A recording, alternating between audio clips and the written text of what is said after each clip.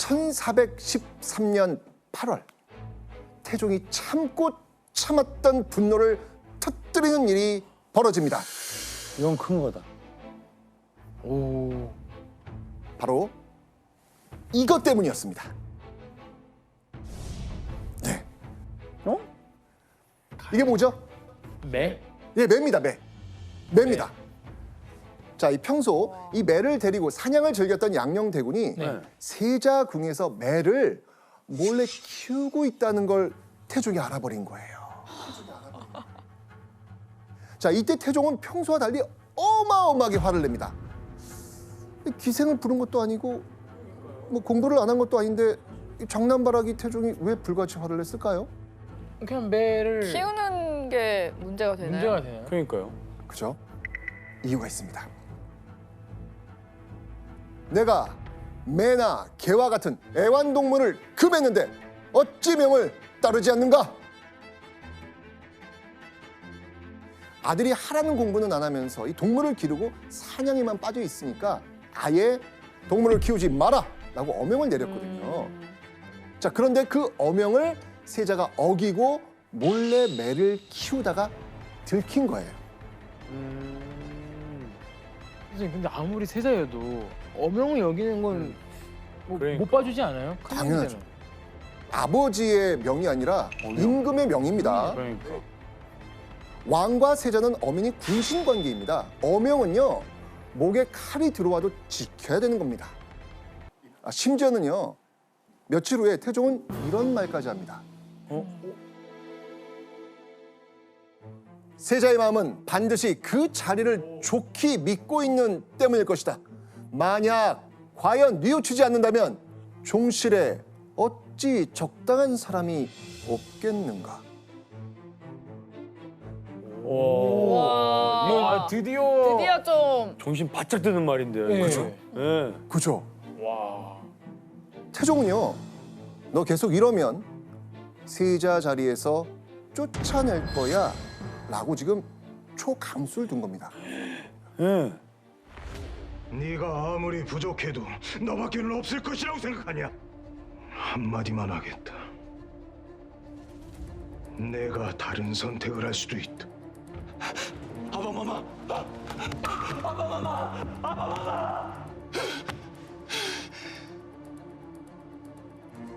와, 진짜 세게 나왔다. 엄청 세게 나왔네요. 그렇죠. 참았지. 많이 참았지. 자, 그리고요, 다 필요 없다면서 세자의 제왕 공부 시간을 없애버립니다. 그리고 세자를 절대 보지 않겠다고 선언합니다.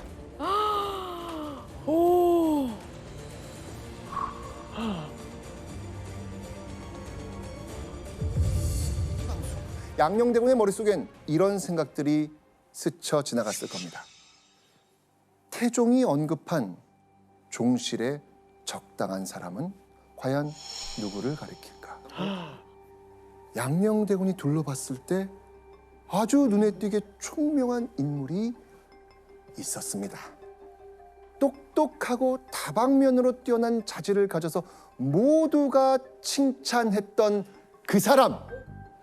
아 여기서 나오는구나. 네. 이도? 네. 태종의 셋째 아들 이도 충녕대군입니다. 이야.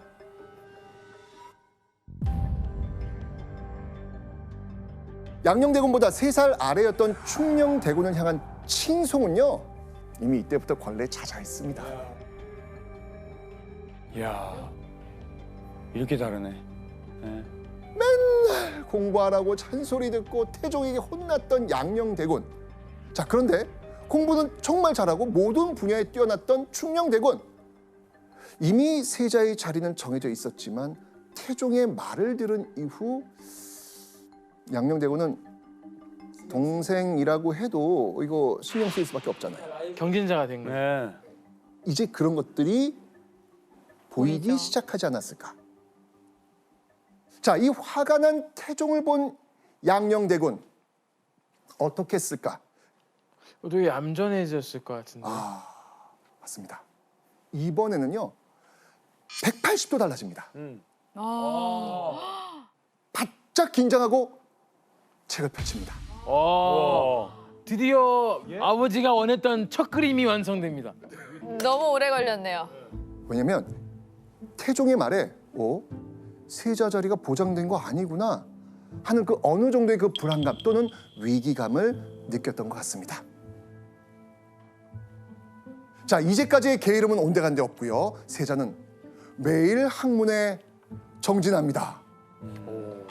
그 결과 양녕대군은요, 제왕 공부의 필수 서적인 대학연의를 더 읽기까지 합니다. 이거 굉장히 어려운 책이거든요. 세자의 그런 모습을 지켜보니 선생님들이 아이 옛날부터 이렇게 했으면 이 책을 어찌 6년이나 걸려서 끝마쳤겠습니까? 6년에 걸쳐 끝낸 세자를 보면서 안타까운 탄식을 했던 것입니다. 세자를 다시는 안 보겠다라고 선언했던 태종은요,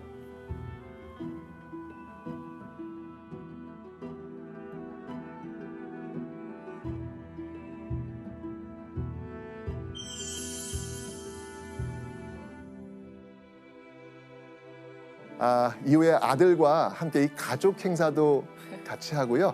다시 잘 지내려고 했죠. 다시 뭐 다시 잘 챙겨야죠. 맞습니다. 우리 안녕 얘기 바뀌어요. 그렇죠. 자, 이후 태종은요, 신하들에게 이렇게 말합니다. 군사와 사람을 등용한 것 외에 모든 정치적 결정은 세자와 의논하라. 그러니까 태종이 국정 운영을 누구한테? 양녕에게. 예. 누구한테? 세자한테 맡겨보기로 한 겁니다.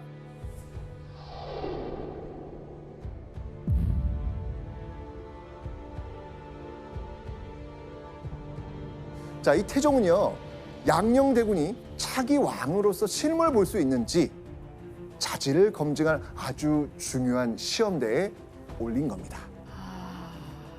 자, 그렇다면 세자인 양녕대군, 이 역할 잘 해냈을까요? 실록에 그렇게 별다른 얘기가 없어요. 세자가 어떻게 했다라는 게. 근데 그건 뭐냐면 이 세자가 맡은 게 되게 일상적인 업무이기 때문에 그런 것들을 원만하게 잘 했기 때문에 오히려 실록에 특별한 얘기가 없다라는 거죠. 오히려. 그런 내용이 없다라는 거는 세자가 이런 국정 대리 업무를 상당히 잘했다. 잘했다. 이런 것들을 이렇게 반증해 준다라고 볼 수 있습니다. 자, 이후 태종은요, 세자가 괜찮은 후계자 될 수 있겠는데? 라는 그런 일말의 희망을 품었겠죠. 그래서 어떻게든 세자가 왕위를 물려받는 그날까지 정말 끌고 가려고 태종은 노력을 다한 겁니다. 자, 그런데요, 태종의 희망이 산산조각나는 사건이 또 터집니다. 지금까지와는 차원이 전혀 다른 문제가 터집니다. 조선의 세자가 절대 해서는 안 될 일을 양녕이 저지른 겁니다. 조선을 뒤흔든 초유의 세자 스캔들.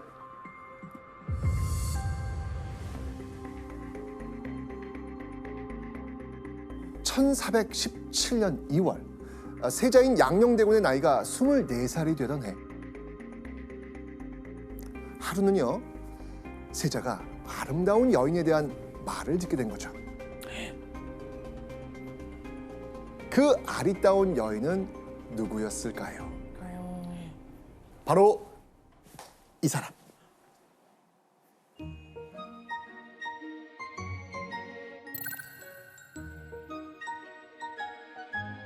어리의 자색과 재해가 모두 뛰어났다고 칭찬하였다.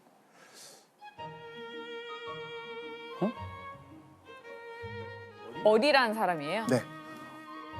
즉 얼굴이 곱고 재능이 뛰어나다고 소문이 자자했죠. 사실 실록에 아주 예쁘다라고 표현한 사람이 몇 명인 줄 아세요? 딱 2명입니다. 바로 장희빈과 어리. 딱 둘이에요. 근데 두 예전에 사람. 몇 명 배운 것 우리 같았어. 장희빈 했었잖아요. 맞아요. 그러니까요. 2명이구나. 어리. 자, 그런 어리의 소문이 하하, 이 또 이 세자 귀에 들어간 거죠.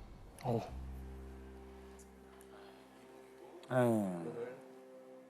바로 양녕대군의 호기심이 요동치기 시작하죠. 양녕대군은요, 예쁜 수가 놓인 주머니를 선물하기도 하고요. 심지어는 어리를 만나려고 세자공 담도 넘습니다. 야, 담을 넘는 사랑. 어떻게든 이 어리의 마음을 얻고 싶었던 것이죠. 결국 어리를 세자궁 안까지 데려와서 몰래 만나는데 성공합니다. 와. 자, 그리고요, 그 만남을 계속 이어갑니다. 비밀 연애네. 자, 그런데 이 세자가 만나는 어리의 정체가 너무 충격적입니다. 기생? 기생보다 더한 거죠. 막 노비? 노비? 노비 쪽. 자, 이 충격적 정체 한번 추적해 보세요. 충격적입니다. 얼마나 충격적이길래? 왔다. 느낌 왔어요? 네, 어리는 결혼을 했어요. 아 진짜. 맞습니다. 그녀는요, 아. 이미 한 남자의 아내였던 겁니다. 아하. 게다가 더 놀라운 건요, 어리는 종이품, 지금의 차관급에 해당하는 전직 고위 관리의 첩이었던 겁니다. 전직 관리의 첩이란 걸 알면서도 꿰어내서 궁으로 데려온 겁니다. 이건요, 이전에 기생을 만났던 건 차원이 다른 겁니다, 지금. 이거는 진짜 약간 막장 드라마에 나오는 그런 정도의 정말 큰 잘못 아닌가요? 예, 그렇죠. 여러분들 아마 삼강오륜 들어보셨을 거예요. 그래서 이 삼강오륜은 이제 유교 국가의 윤리 중에서도 가장 중요하고 가장 근본이 되는 윤리거든요. 그래서 그 바로 그러한 그 삼강오륜의 윤리를 어기는 죄를 범했다. 이거는 세자는 물론이고 왕실 전체의 어떤 권위 이런 것들이 아주 땅에 떨어지는 그러한 일이라고 할 수가 있습니다. 자, 그런데 이때 세자의 간통 사건을 접한 태종의 마음은 어땠을까요?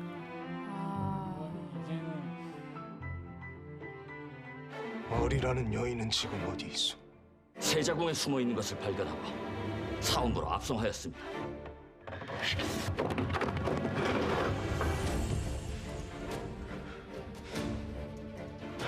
분노한 태종은요, 양녕대군과 어리가 만난 걸 도와준 사람들 모두 잡아들여서 아주 잔혹하게 국문합니다. 대다수가요, 몸이 부서지도록 장을 맞았고요, 목이 베이는 사람도 있었습니다. 그 전에는 그냥 회초리만 했는데 지금 어떤 일이 벌어진 거예요? 목이 사람을 베었으니까. 죽이기까지 한 거잖아요. 너무 화내셨다, 이거. 지금까지와는 차원이 다른 태종의 분노. 당연히 세자 양녕도 두려울 수밖에 없었겠죠. 자, 태종은 이번 사건 어떻게 처리했을까요?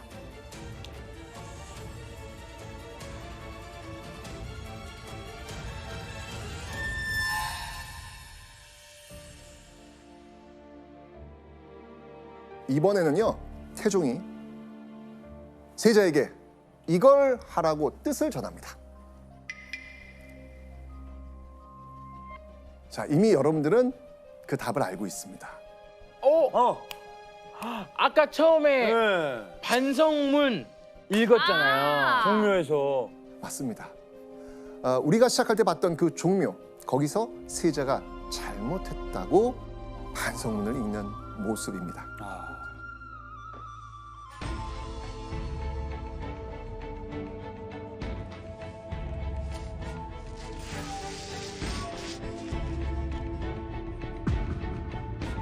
겸손함을 잃고 법도와 예의를 무너뜨려 국사를 혼란코자 한 죄 그옵니다.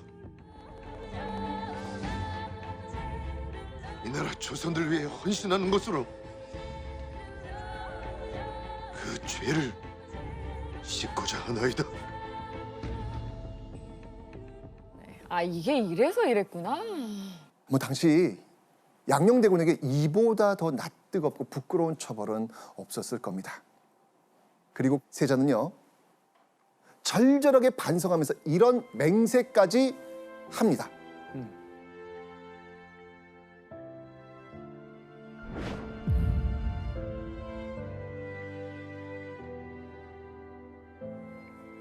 매 사냥과 여자, 술과 음악, 4가지 허물을 영원히 끊어버리겠습니다. 영원히 와, 안 살겠다는 건데. 삶을 포기하겠다. 네, 삶을 포기하겠다. 지금까지 양녕 대군의 모습을 본다면 맞습니다. 근데 그 세자의 입장에서는 이거는 이제 어떻게 보면은 다시 오지 않을 마지막 기회를 잡은 거라고 할 수가 있어요. 마지막 그래서 진심을 다해서 정말 자기의 잘못을 뉘우치고 반성하는 글을 읽었다라고 볼 수가 있겠습니다. 세자가 공개적으로 반성문을 읽도록 하는 정말 극단의 조치까지 쓰면서 세자인 큰아들이 바뀌기를 원했던 거죠. 어떻게든 세자를 옳은 길로 가게 하려는 정말 태종의 정말 노력이었던 겁니다. 맞아요.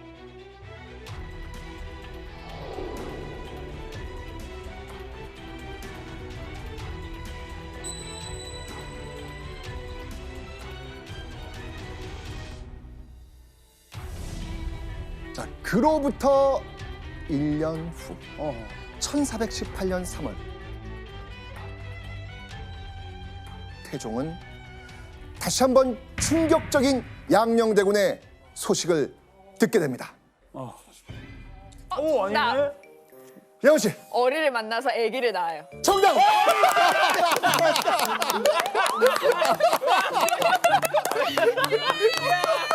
아니, 잠깐만요. 아니, 선생님이 표정이 너무 어떻게 그런 상상을 해라는 표정을 하시니까 내가 좀... 자, 그런데요.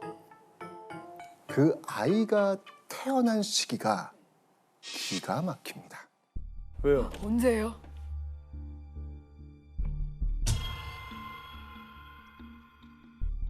양녕대군이 1417년 2월에 반성문을 읽었거든요. 네.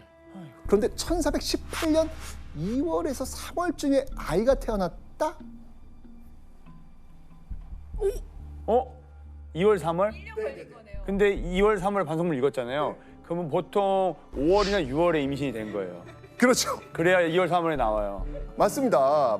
지금 세자가 종묘에서 반성문을 읽은 직후에 바로 어리를 만나야 지금 이렇게 시차가 지금 맞아 떨어지는 거예요.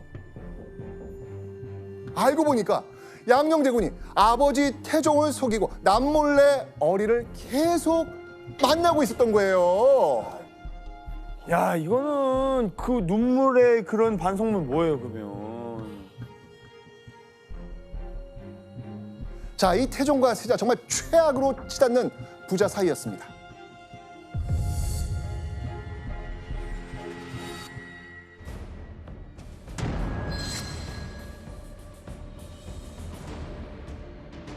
그렇게 몇 개월 후 어느 날이었습니다.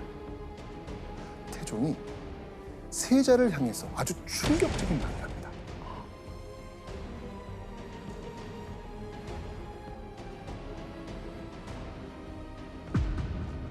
세자는 사람이 아니다.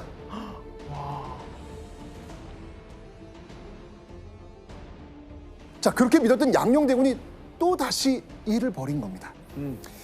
이번엔 또 무슨 일이었을까요? 자, 한번 확인해 보도록 하죠. 아이고야.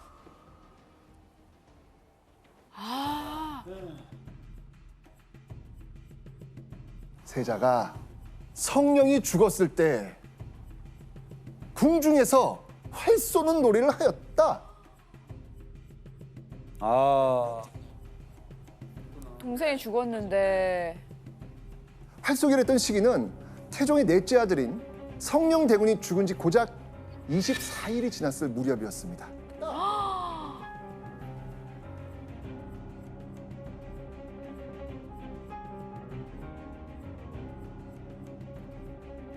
그렇게 큰 상실감에 정말 힘들어하고 있는데 자신이 그렇게 온 마음으로 감쌌던 큰 아들이 일국의 세자가 동생의 죽음을 애도할 기간에 활쏘기 놀렸다. 사람으로서는 할 수 없는 행동이죠. 정말 심장이 갈갈이 찢기는 그런 느낌이었을 겁니다.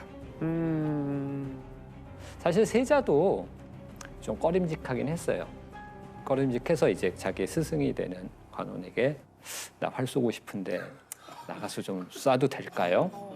물어봤는데 안 된다고 했어야 되는데 3, 7일이 지났으니까 쏘셔도 됩니다. 아이고. 이렇게 얘기를 한 거예요. 그래서 이제 세자는 또 그 말을 듣고 나가서 쐈는데 이게 결국은 이제 큰 사단이 된 거죠. 이게 세자에 대한 이 태종의 분노와 실망감은 걷잡을 수 없이 커집니다. 태종의 인내심이 드디어 한계를 넘은 거죠. 결국 태종은요, 세자를 벌주기 위해서 세자 곁에서 어리를 떼어내고요, 쫓아내버립니다. 그리고 세자가 세자궁에서 마음대로 외출할 수 없도록 명합니다.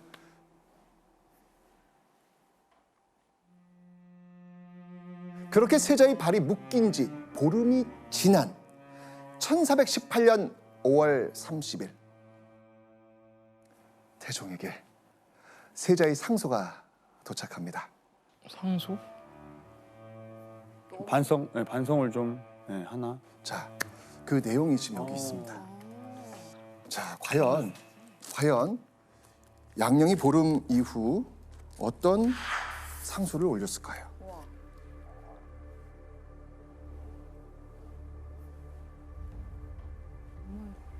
어째 스스로 만나서 아니 잠깐 이게 무슨 와, 이거는 아버지한테 이게 말이 됩니까? 지금 이 상황에서?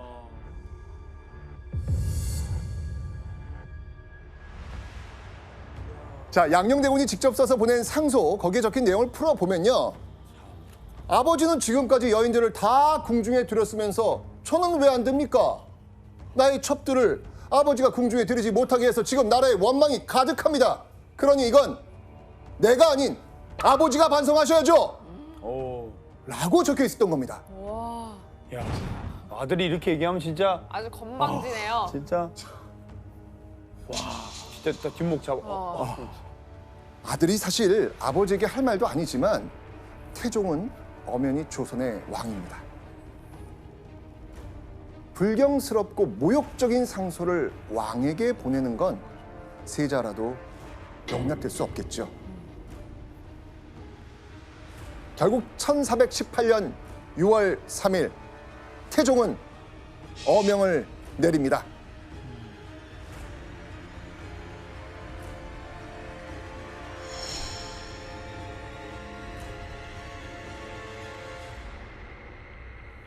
세자를 패하여 경기도 광주로 추방하라. 와 드디어 야, 드디어. 결국 태종은 자신의 손으로 세웠던 조선 왕조 최초의 적장자 세자를 자신의 손으로 패했던 겁니다.